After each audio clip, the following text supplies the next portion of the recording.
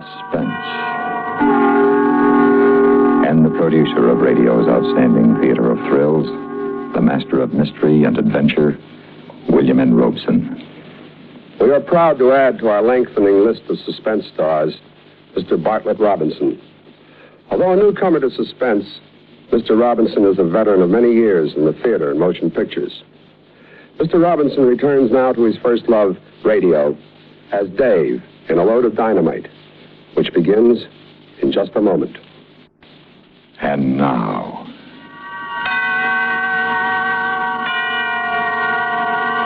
Mr. Bartlett Robinson in A Load of Dynamite, a tale well calculated to keep you in suspense.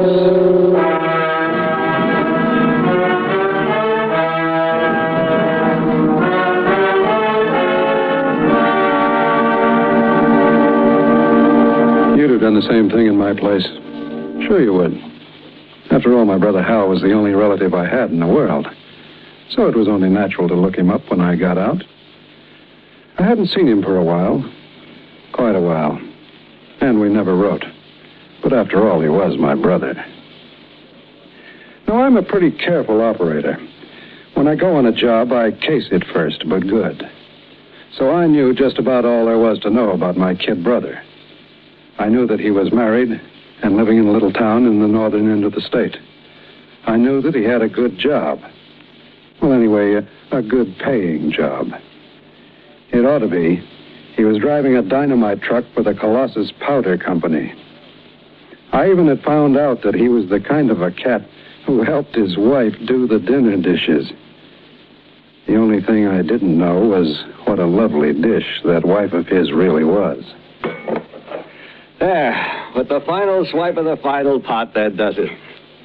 That's for helping. Oh, thank you, Mrs. King. Let's do some more dishes soon, huh? It's not always necessary, you know. Sometimes I kiss you just because I feel like it. Like this. All right. That's enough. Now, give me a minute to fix my face and we'll go see a picture. No pictures tonight, honey. I got to hit the road at 4 a.m. Oh, gosh, I forgot. What's the run tomorrow? They're reopening the old Three Angels mine up past Convict Lake. Kind of a big deal, I guess. I'm carrying 144 cases. Where is the mine? Up in the mountains? Yeah. You'll be careful, won't you, darling? I'm always careful, baby. You see, I have a great big reason for wanting to go on living. You. I worry so about you. Now, look, Terry. And I wish you were doing practically anything else in the world except driving a high-explosive truck. We've been all over this before, you know, and the answer's always the same. If you can show me anything else that pays off as well as chauffeuring high explosives, well, I mean, for a guy like me... What do you mean, a guy like you? Well, I'm no Charlie Van Doren, baby. I'm strictly a 2 years of high school and no special skills boy. And if I wasn't with Colossus, I'd probably be swinging a pick in a construction gang. I know, but... Besides, it won't be forever. Well, 2 or 3 years more, and we'll have enough dough tucked away so we can do... I'm not sure I can take it for 2 or 3 more years, Hal. Sometimes when you're away and I'm here alone, it gets to be more than I can... Saved by the Bell. I wonder who that is. Probably Tom and Ethel looking for a canasta game. I'll tell them you have to get to bed early. Well, maybe we could play for an hour or two. Yes? This is the King home, isn't it? Yes, it is. Oh. They told me down the street if I rang the bell and the prettiest girl I ever saw answered it, I was in the right house. They weren't kidding. I'm afraid that I don't... Honey. I'll give you 3 guesses, Hal. Dave. What are you doing here? I thought you were... Now, that's what I call a real brotherly greeting. And after all these years, too. Well, do I get invited in? Sort of chilly out here. Come in. Terry, this is my brother, Dave. Hello, Dave. Terry, it's a pleasure. A real pleasure to have the prettiest sister-in-law in the world. What are you doing here, Dave? I'm paying a little visit to my kid brother who I ain't seen in years. So no fault of his. Okay. Go on, rub it in front of your wife. Hal's told me all about you, Dave. Yeah, I guess that means I'm off to a bad start with you, huh, sis? As far as I'm concerned, you're off to the best start you could possibly have. You're Hal's brother. Well, thanks, baby sister. You know, you always had all the luck, Hal. A swell job, a nice house, and a beautiful and also understanding wife. Luck?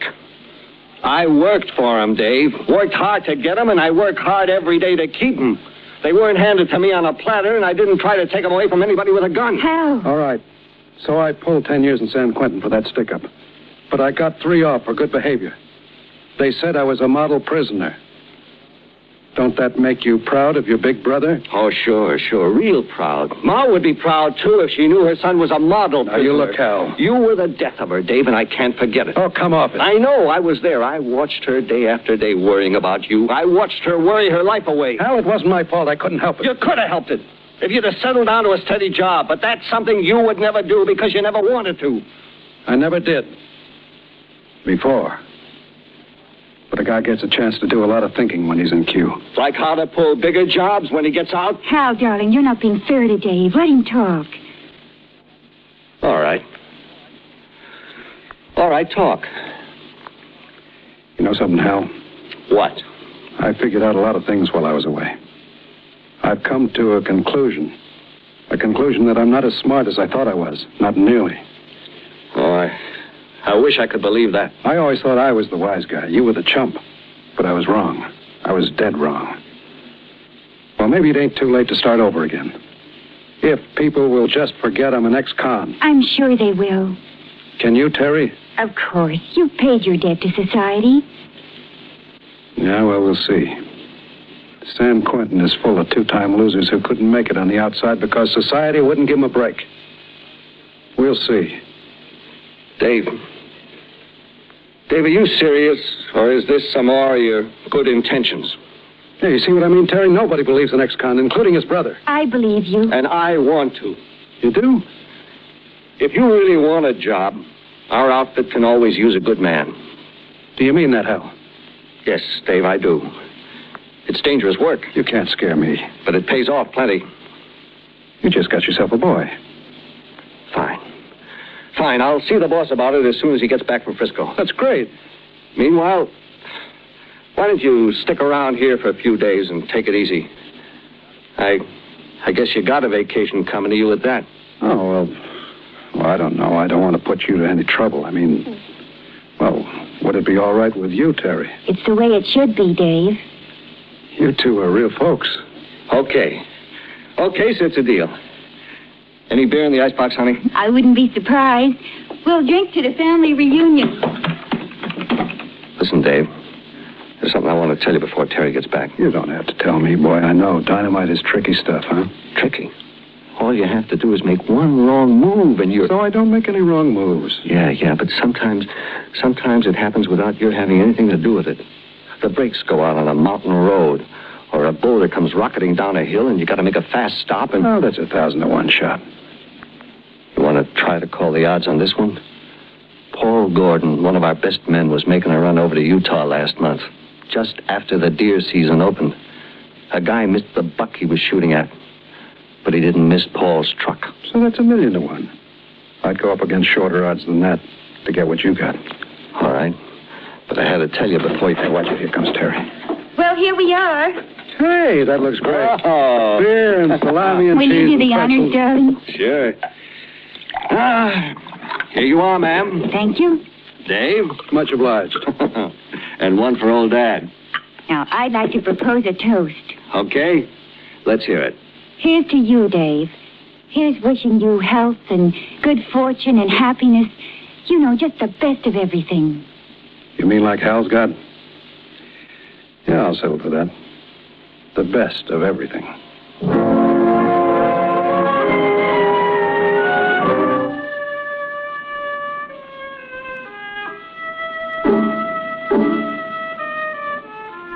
Now, don't get me wrong.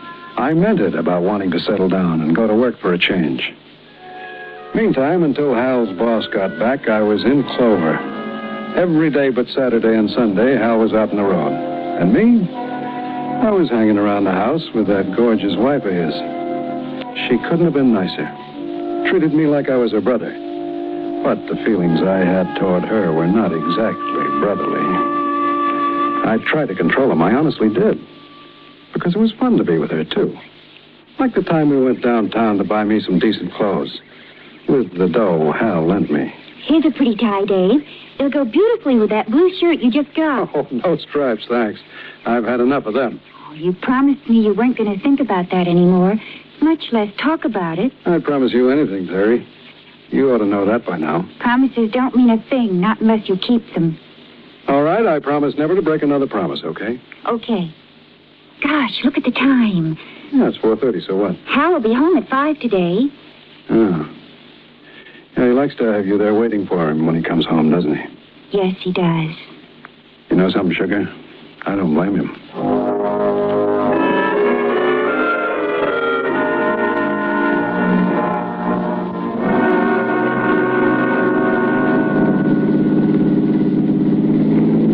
You're very quiet, Dave.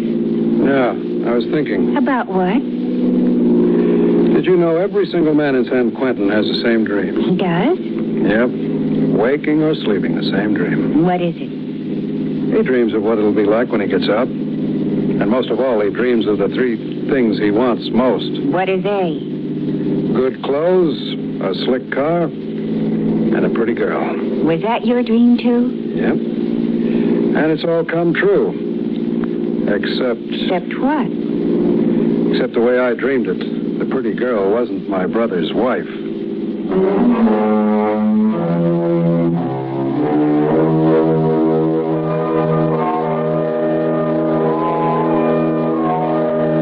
She was a faithful wife, all right.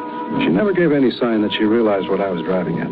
And Hal, he went overboard with the devoted brother act. The boss isn't back from Frisco yet, Dave. But there's no rush. It's like I said before. You got a vacation coming to you. Hey, do you still like to hunt? Yeah, I sure do. Well, why don't you drive into town tomorrow, get yourself a license? I got a 30-06 you're welcome to use. Any deer around? Well, they tell me they're thick as flies around Convict Lake. How about it, Terry? You want to go hunting? Oh, no, thanks, Dave. I just don't like the idea of killing anything. Oh, okay, but I'll bet you $7 to a plug dime that you'll eat the venison after I bring it home.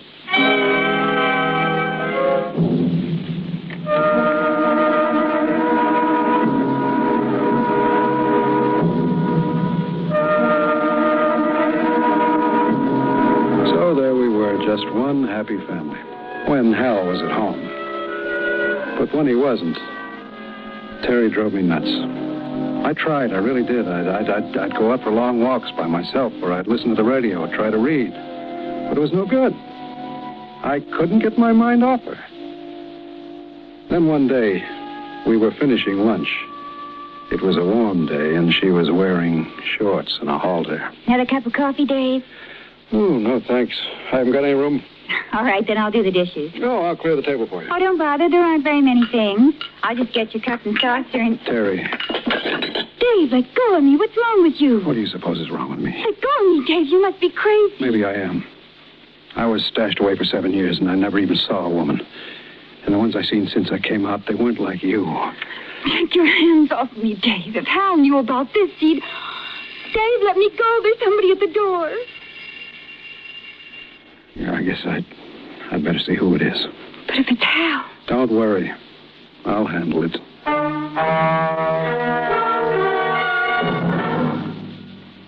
In just a moment, we continue with Suspense. And now, we continue with the second act of A Load of Dynamite, starring Bartlett Robinson. A tale well calculated to keep you in suspense.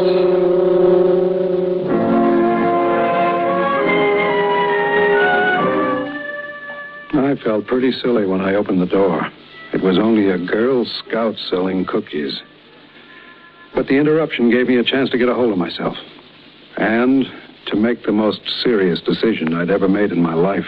Dave, I've got to have a talk with you. Don't you say it, Terry. Listen to me first. I flipped my lid, sure. But even if that kid hadn't rung the bell when she did, I'd have stopped. Just for a minute, I forgot you were my brother's wife. But when you said if Hal knew about this, it pulled me up short. Hal's a great guy, Terry, the greatest. He gave me a real square shake. I'd never do anything to cross him up. Or you neither. It mustn't ever happen again, Dave. It won't, Terry. I swear it won't. I'll never lay a hand on you again. As long as you're Hal's wife.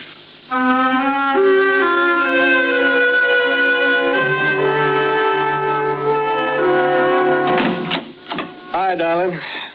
What kind of a day did you have? Oh, you know, the usual thing. How about you? Usual by me, too.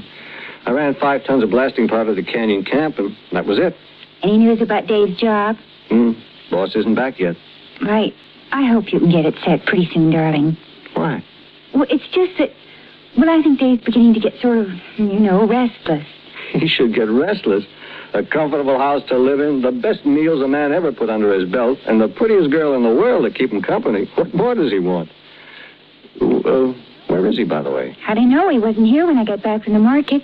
I bet he went to get that hunting license. Well, then why didn't he ride in with me? You sound funny, baby, like you had something on your mind. Anything wrong? Hal, darling. Come on now, let's have it. What's nibbling on you? How does Dave drink? I don't know. Remember, I haven't seen him for a long time. Why? Well, it's something that happened today. Like what? Well, when I offered him a bottle of beer today, he asked me if we had any bourbon in the house. When I told him we didn't, he said he'd have to do something about it. Well, he was kidding, of course, Maybe he was, maybe he wasn't. I better find out before I get him a job. You're asking for it when you mix alcohol and gasoline, but when you add a few tons of dynamite, then you are in trouble.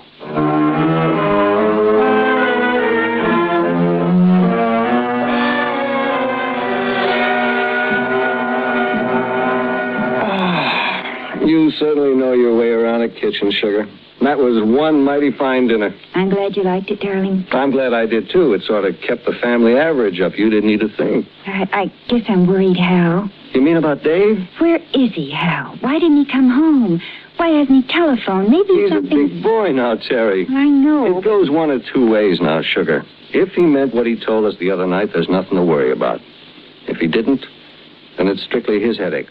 Remember, he's still on probation. Poor guy. I'm sorry for him, too, Terry. I know you are. Yeah, I'm sorry for him. And for every other man in the world, because they can't be married to you. You're a darling. Come on, baby. It's time to hit the sack.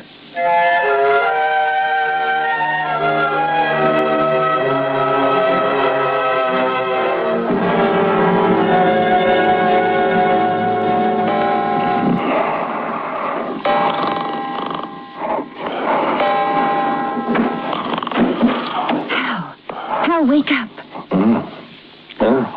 What is it? What is it? Hal, there's somebody in the house. I heard a noise in the kitchen. There it is again. Well, it's probably Look, the light just went on. Well, why shouldn't it? Is that you, Dave? Yeah. Well, come on in for a minute. I'll be right with you. Hey, easy does it, man. Hey, you're lucky I didn't take a shot at you. Why? Because I had a couple of drinks. Say, you did at that, didn't you? Sure I did. I found me a girl in town, a nice, friendly girl. And we sat in the Red Dog and belted around a piece of booze. Dave, you shouldn't have. You know something, Terry? You're absolutely right. They got fine liquor at the Red Dog, and like I said, the girl was real friendly, but it wasn't any good, Terry. It wasn't any good at all. We'll talk about it tomorrow, kid. What you need now is a little shut-eye, and I do, too. I'm making the run up to that new mine tomorrow. The one up in the mountains near Convict Lake? Yeah, and with a full truckload, I wouldn't like to fall asleep at the wheel, if you know what I mean. Want me to fix you some coffee, Dave? No, thanks. Want me to help the bed boy? I don't need any help. I'll make it all right. You stay here, Hal. You stay right where you belong. With Terry.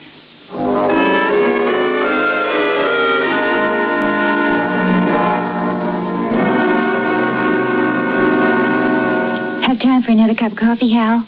Yeah, I guess so. Eddie isn't due to pick me up for 10 minutes.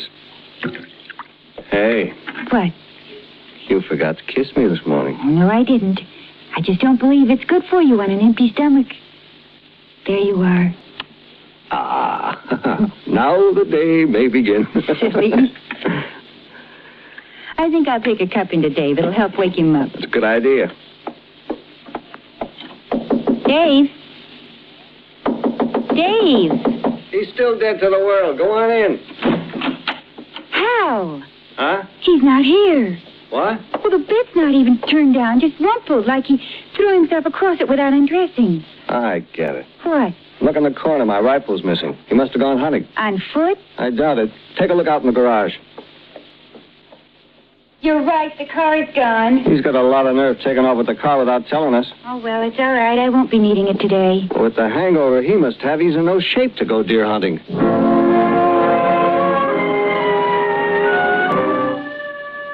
Maybe not to go deer hunting, but I was in good enough shape to bag what I was after. A 10-ton truck is a pretty sizable target. And when it's loaded with dynamite, you can hit it anywhere and it'll go off.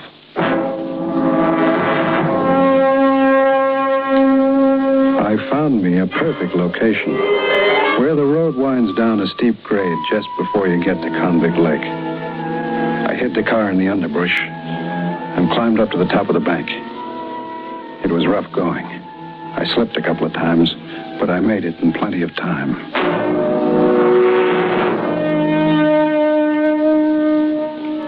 It was nice sitting there in the warm morning sunlight, thinking about Terry, thinking about the life we were going to have together. I knew she liked me, like a sister, but after a while she'd learn to like me like a wife. I would be so understanding and sympathetic with her in her bereavement. I would be kindness itself. We would be joined in a terrible experience. The tragic accident that had taken away her husband and deprived me of my loving brother. An accident that was about to happen. It was Dave's truck feeling its way down the tricky slope in Compound Low. I got it full in my sights and waited until it came closer. Closer until I couldn't miss. I aimed for the big white C and the word Colossus on the side and carefully squeezed the trigger.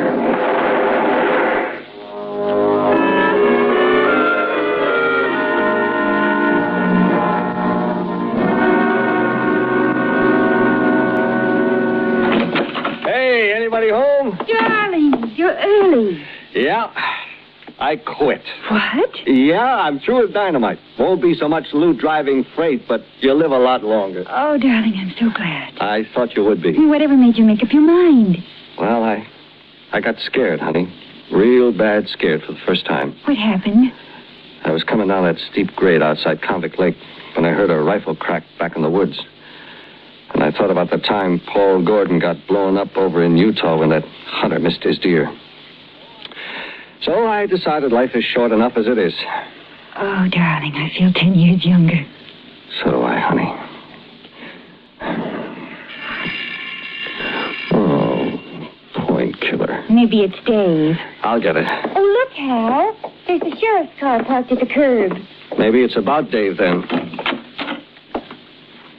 Yes, officer? Are you Mr. King? Yes?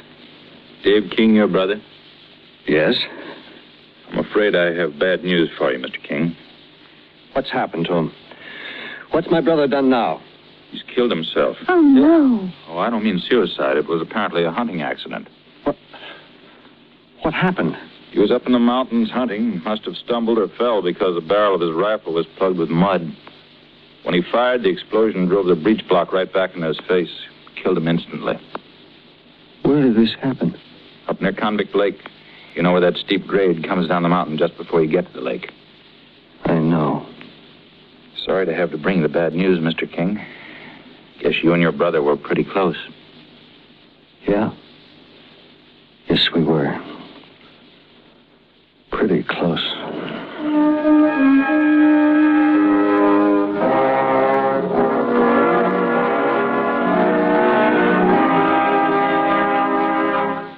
Suspense, in which Mr. Bartlett Robinson starred in William N. Robeson's production of A Load of Dynamite, written by Richard Wheel. Listen. Listen again next week for another tale well calculated to keep you in suspense. Supporting Mr. Robinson in A Load of Dynamite were Ellen Morgan, Paul Dubov, and Barney Phillips. Suspense.